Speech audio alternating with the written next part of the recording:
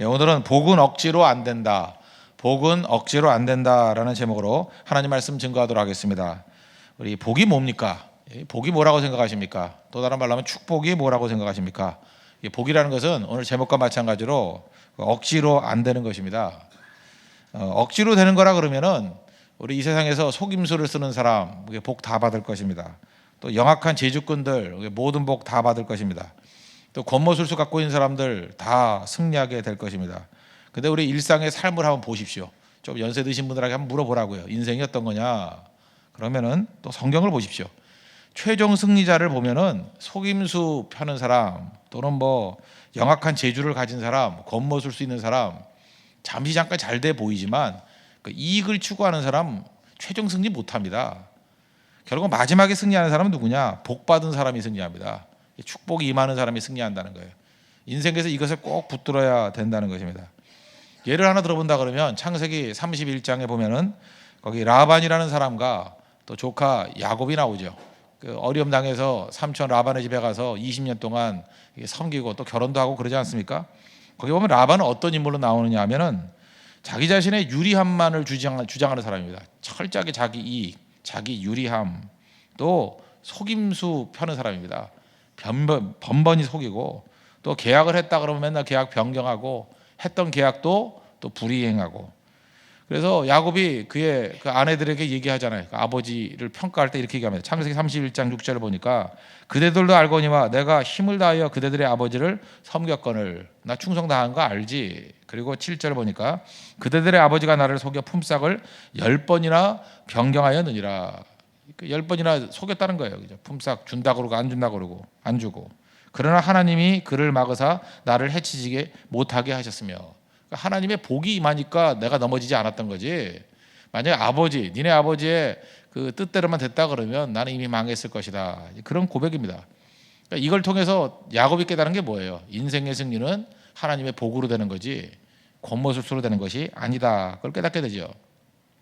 그 다음에 그 뭐 기상천외한 얘기가 나오지 않습니까? 20년 노동한 그 좀 대가를 주십시오. 난 고향으로 가기를 원합니다. 그랬더니 막판에 하는 방법이 뭐였습니까? 그 양떼가 있는데 양떼 그 중에 점이 있는 것은 내 것이다. 또 얼룩무늬가 있는 것은 내 것이다. 뭐 이렇게 계약을 했습니다. 뭐 몇 마리를 주고 몇 퍼센트를 준다. 뭐 이렇게 안 하고 그죠? 점 있는 것은 내 것이다. 얼룩무늬 있는 것은 내 것이다. 양 보셨죠? 양 볼 때 확률적으로 볼 때 점 있는 양이 있습니까? 뭐 양이 뭐 달맛이 아니에요? 점이 어떻게 있습니까? 점이 그렇잖아요. 그 개 중에서도 점 있는 게 몇 마리 안 됩니다. 달맛이 아니라 뭐 몇 종류 안 되잖아요, 그죠?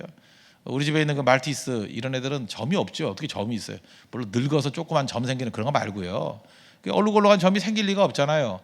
양이야 말할 게 없죠. 양 그러면 하얗거나 뭐 염소 그래도 뭐 흑염소 뭐 종종 있죠. 뭐 그렇지만 그 많이 없잖아요.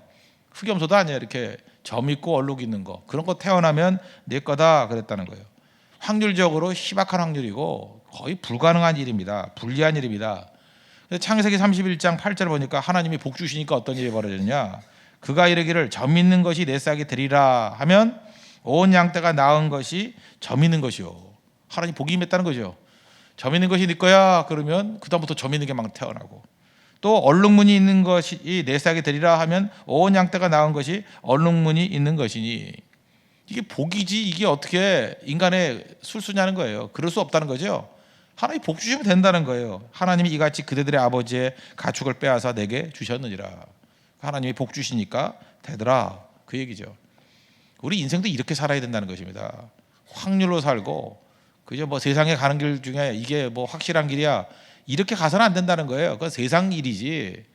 하나님이 복 주시는 곳에 승리가 있는 것이지 그저 이렇게 큰 길 가고 넓은 길 간다고 되는 게 아니라는 것입니다. 그래서 복을 어떻게 정의 내릴 수 있습니까? 인간의 수단, 인간의 방법, 인간의 노력으로 얻는 것 아니라는 거예요. 그걸 복이라고 말하지 않습니다. 복이 뭐예요? 하나님이 허락하신 것, 하나님이 주시는 것, 그게 복이라는 것입니다. 그래서 우리 주일은 어떤 날이에요? 복된 날입니다. 복 받는 날이에요.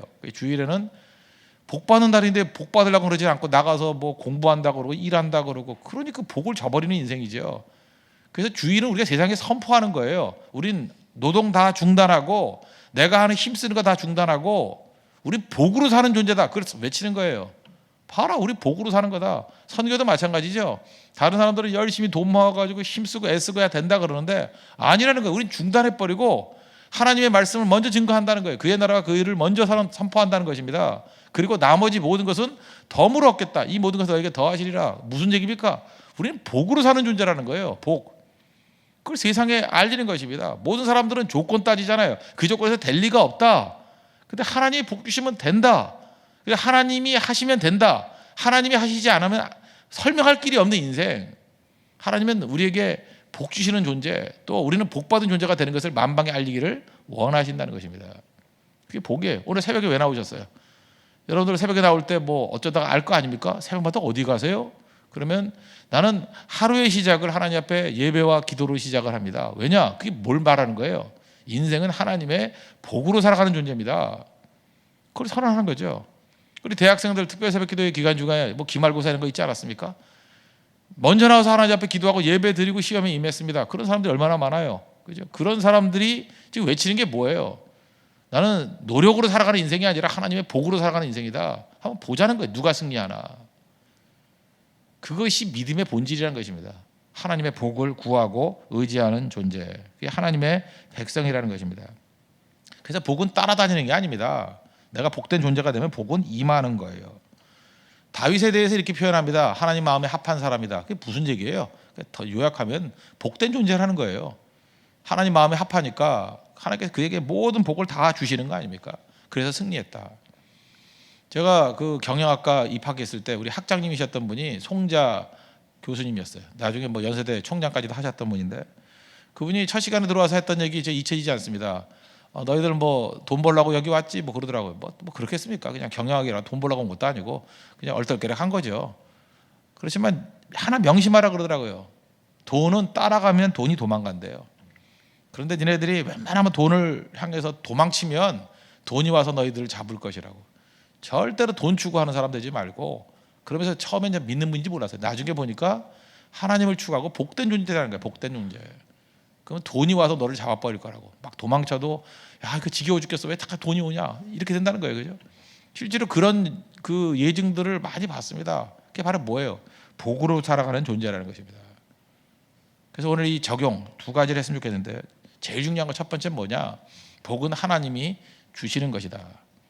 이것을 선언한 게 성전에 관한 모든 예물을 다 모으고 난 다음에 다윗이 하나님 앞에 감사 기도를 드립니다. 그게 역대상 29장에 10절 이하에 쭉 나오는데 그 기도 중에 12절 내용이 오늘 본문입니다. 부와 귀가 주께로 말미암고 또 주는 만물의 주제가 되사 손에 권세와 능력이 있사오니 모든 사람을 크게 하심과 강하게 하심이 주의 손에 있나이다. 부가 뭐예요? 뭐 돈이죠. 재산. 그다음 귀가 뭡니까? 존경. 뭐 얼마 전에 뭐 한 십몇 년 됐죠. 그 리차드 포스터가 썼던 책 중에 돈, 섹스, 권력, 인간이 추구하는 것들이 이런 것이다. 근데 그 책의 핵심이 뭐예요? 많은 사람들은 욕심과 욕망으로 추구하지만 제대로 된 거 얻지 못한다는 거예요. 근데 이 모든 것들은 하나님이 주시는 것이다. 요약하면 뭐예요? 복으로 임해야 돼. 복으로. 우리 인생의 모든 것은 복으로 받아야죠. 그러니까 그런 얘기잖아요. 이 좋은 아내는 하나님이 복으로 주신다고. 그 좋은 아내를 복으로 얻는 게 낫지 돈으로 얻는 게 나아요? 생각해 보세요, 여러분. 그렇지 않아요? 좋은 친구를 복으로 얻는 게 낫지 돈으로 얻는 게 나아요? 여러분, 모든 좋은 것은 복으로 임하는 거예요. 돈으로 임하는 게 아니라고요. 다 복으로, 공짜죠. 은혜로 임하는 거라고. 그래서 하나님의 은혜와 복을 구하는 자가 승리한다는 것입니다. 여기 보니까 내용이 뭐예요? 만물을 주관하시는 분이 하나님이잖아요. 하나님이 컨트롤 타워라는 거예요. 그러니까 하나님만 바라보라는 거죠. 주의 손에 권세와 능력이 있다는 것입니다. 크게 되고 싶습니까? 크게 하심이 주의 손에 있대요. 또 강하게 되고 싶습니까? 강하게 하심이 주의 손에 있대요. 크게 하심과 강하게 하심이 주의 손에 있나이다. 이거 고백 붙들어야 된다는 거예요.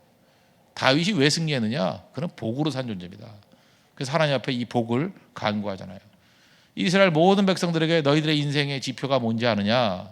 노력으로 사는 거 아니고 수고로 사는 것도 아니고 복으로 사는 존재가 돼야 된다. 그래서 우리에게 보여주고 있다는 것입니다. 신약성경 야고보서에 넘어와 보십시오. 야고보서 4장 2절에 보니까 하도 답답해가지고 세상 사람들을 향해서 이렇게 외치잖아요. 너희는 욕심을 내어도 얻지 못하며. 야, 욕심 낸다고 얻는 건지 아니? 우리 많은 사람들 욕심만 많아요. 욕심 있다고 얻는 거 아니에요. 성경이 얘기하잖아요. 또 그래서 살인하며 시기하여도 능히 취하지 못함으로. 우리가 살인한다는 게 뭐예요? 인간적인 죄된 방법들 아니에요. 뭐 죽여서 뺏겠다는 거 아니에요. 그래도 얻느냐? 시기심이 뭡니까? 마음의 질투. 그런다고 얻어요? 그러니까 우리 주변에 보면은 어떤 사람들 참 한심한 사람들 많아요. 욕심만 많아. 막 죽이려 그래 누구. 그리고 시기심만 있고. 그 지 성질 못 이겨서 그러다 가는 거예요. 그게 뭐예요? 그게 믿는 자도 아니고 버림받은 백성들이죠. 누가 그렇게 살래? 누가? 그 다투고 싸우는 다 밤낮 얼굴에 씩씩거리기는 하고 지 성질 못 이겨서 힘들어하고. 그러고 살아간다는 거예요. 그런데 성경은 말한 거예요. 그게 아니고 하나님의 겸손한 마음 가운데 복을 구해라. 그래서 너희가 얻지 못함은 구하지 아니하기 때문이요. 기도라는 게 뭡니까? 하나님의 복을 구하는 거 아니에요? 모든 것이 크게 하신가 강하게 하심이 주의 손에 있습니다. 그러니까 구하는 거잖아요. 하나님 축복으로 살기를 원합니다. 복된 존재로 살기를 원합니다. 이게 신약 버전이에요. 신약 버전. 오늘도 이 아침에 여러분들 하나님 복을 구하십시오. 그래서 하나님께서 한량없이 부어주시면 능히 승리한다는 것입니다. 저는 어렸을 때부터 삼국지를 참 많이 읽었습니다. 뭐 여러 버전 다 읽었었는데 그 중에 이제 잊혀지지 않는 게 그거예요. 제갈공명, 우리 총나라의 제갈공명 알잖아요. 머리 좋지 않습니까? 머리가 뛰어난 사람이에요. 근데 위나라의 그 사마의하고 전쟁 벌이는 게 나와요. 머리를 잘 써가지고 함정을 만들었습니다. 함정을 만들어 웅덩이 함정을 만들어가지고 거기에 뭐 폭약이죠. 당시에 폭약 같은 걸 막 심어놨어요. 잘 유도를 했습니다. 이제 거기로 다 들어가게 됐어요. 이제 한 방에 날려버릴 수 있죠. 그런데 다 들어왔는데 모든 조건, 모든 쓸 머리는 다 썼는데 그때 딱 폭우가 내리네, 비가 내리네. 그러니까 폭약으로 터뜨릴 수가 없는 거예요. 그래서 나중에 깨닫고 거기를 피해 봐버려요. 죽지 않고 망하지 않고. 그때 제갈공명이 혀를 차면서 하는 얘기가 있잖아요. 나는 그 말이 참 가슴에 와닿더라고요. 용장은 지장을 이길 수 없고 지장은 덕장을 이길 수 없다. 그 용장이 누굽니까? 뭐 장비같이 힘만 센 장군. 그 용장. 지장은 누구예요? 자기 같은 사람, 머리 잘 쓰는 사람, 지장. 그러니까 이 힘만 자라가는 용장은 지장 못 이긴다는 거예요. 머리 쓰는 사람 절대 못 이긴다는 거예요. 그럼 머리 쓰는 사람이 최고로 강합니까? 그렇지 않은 거예요. 지장은 누굴 못 이겨요? 덕장. 덕장이 뭐예요? 복이 많은 사람이 복이 많아. 뭐 속담 말하면 운이 좋은 사람. 운이 좋은 사람이라는 게 뭐 믿지 않는 사람 얘기죠. 우리 믿는 신자의 시각으로 볼 때 뭐예요? 하나님 복이 많은 사람 못 당해요. 그래서 여러분들 복된 사람 돼야 됩니다. 세상에서 제일 강해요. 복된 사람은 누구도 손댈 수 없다라는 것입니다. 복된 존재 되십시오.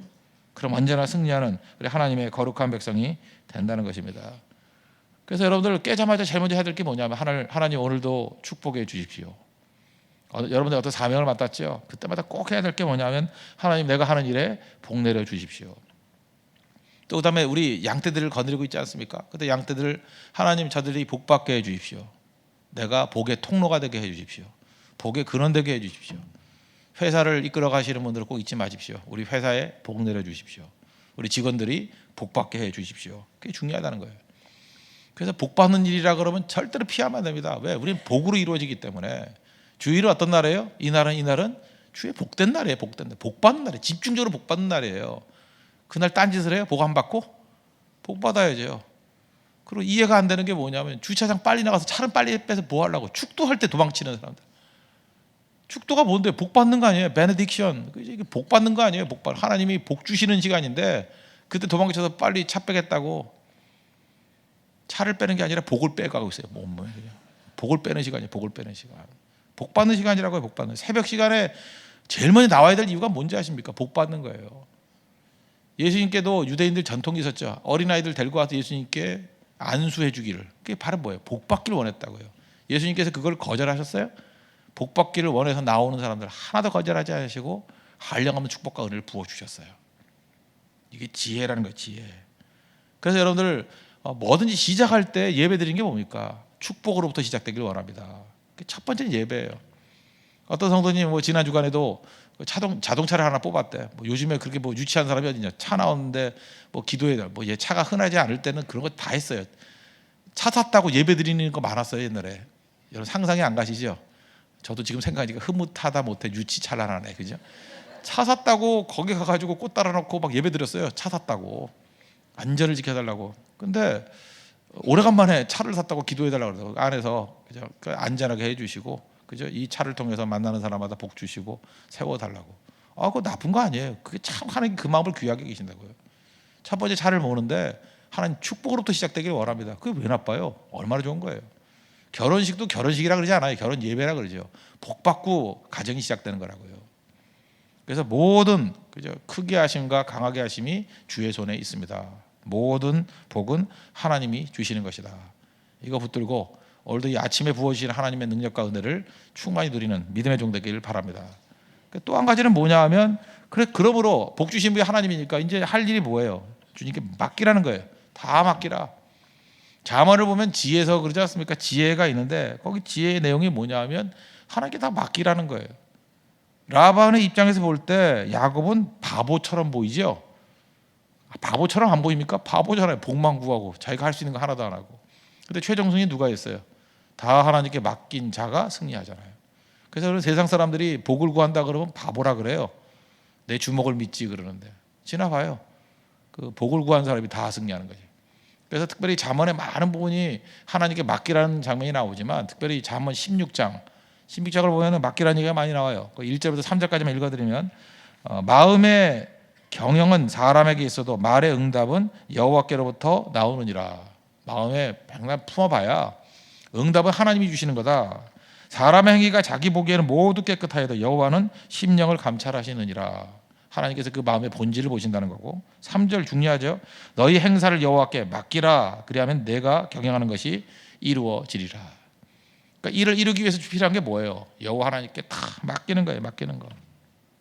제가 그런 비유를 자주 들죠. 달걀 그거 어미닭이 품으면 21일 만에 병아리가 나와요. 그런데 우리가 에디슨이 아니지만 우리가 100날 211을 품고 있으면 깨질 가능성이 커요. 그죠?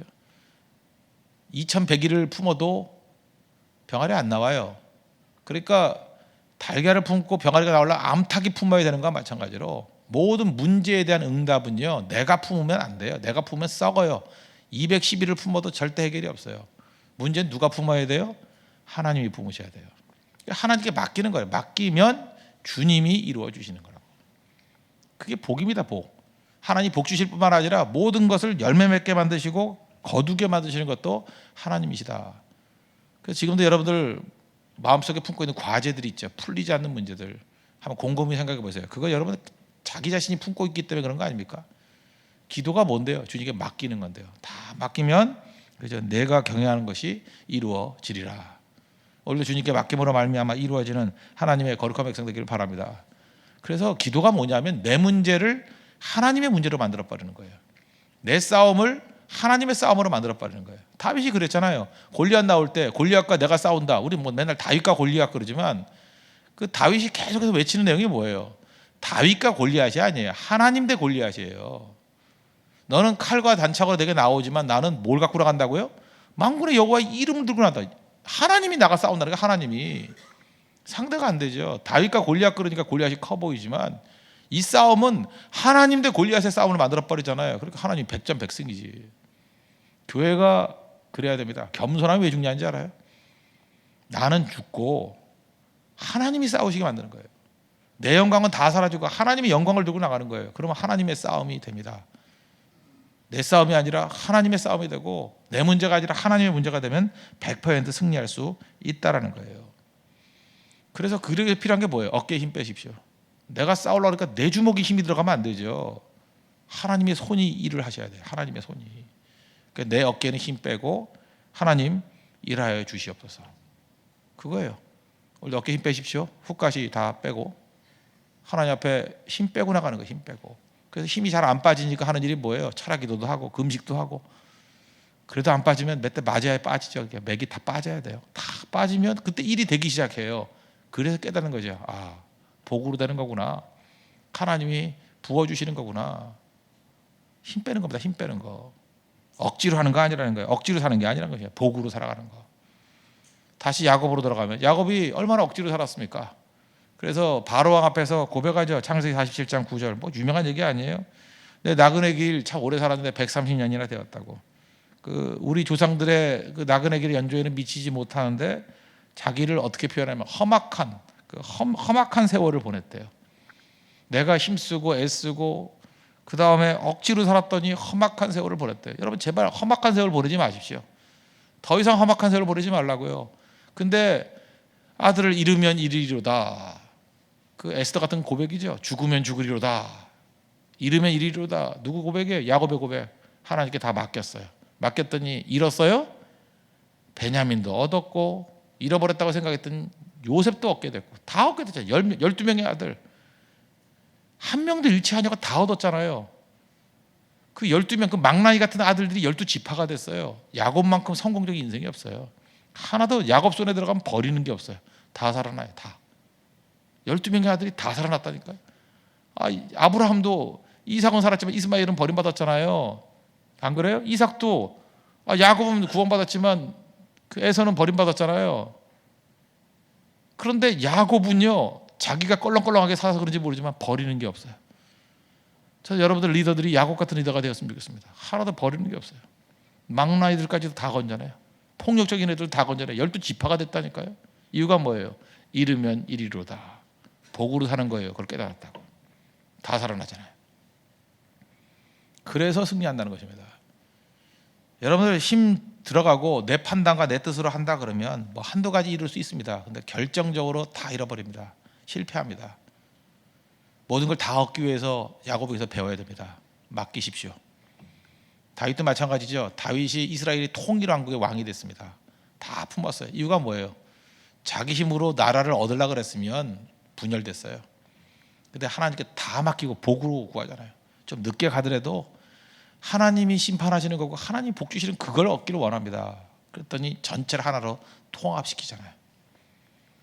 그게 다윗의 능력입니다. 그게 야곱의 능력이고 성경에 쓰임받던 사람들 보면 다 하나님의 축복을 구하고 모든 열매를 거둔 걸 하나님께 맡길 때만 열매가 거둔다는 것을 깨달았던 사람들이었다는 거예요. 오늘 그 신앙의 유산을 붙들어야 됩니다. 여러분 믿습니까? 복을 구하십시오. 복 받은 자 누구도 못 당합니다.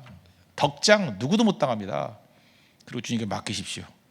우리의 모든 경영들이 이루어지는 우리 승리를 맛보게 될 것입니다. 오늘도 그런 승리를 맛보는 거룩한 아침 되기를 축원합니다. 기도하겠습니다. 이 말씀 놓고 다 같이 하나님 앞에 간구하도록 하겠습니다. 하나님의 축복과 은혜 가운데 이루어지게 해달라고 기도하시고 오늘도 복이 임하는 시간 또 하나님께 맡김을 통해서 경영이 이루어지는 시간 되게 해달라고 다 같이 하나님 앞에 간구하도록 하겠습니다.